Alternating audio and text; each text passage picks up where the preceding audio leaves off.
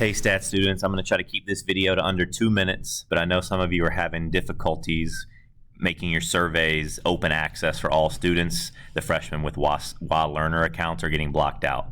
So let me show you what you should do to give them access. I'm opening this sample Google form here, just one of my stats reflections from last year. Yours look similar to this. You need to go into the 3 dots here, the More settings.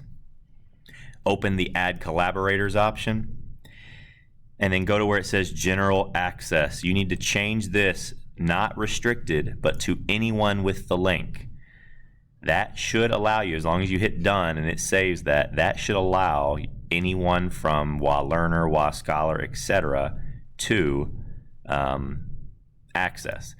So maybe you had already copied and pasted the link before you had tweaked it. You can also go here once you've done that, and notice here, copy the responder link. That's the link that you want to copy, because those are the people who are going to respond. They're not going to be able to edit your survey. Don't worry about that. They're just going to respond. So make sure you do that, and make sure when you send, you paste this hyperlink in your message that you send out to freshmen.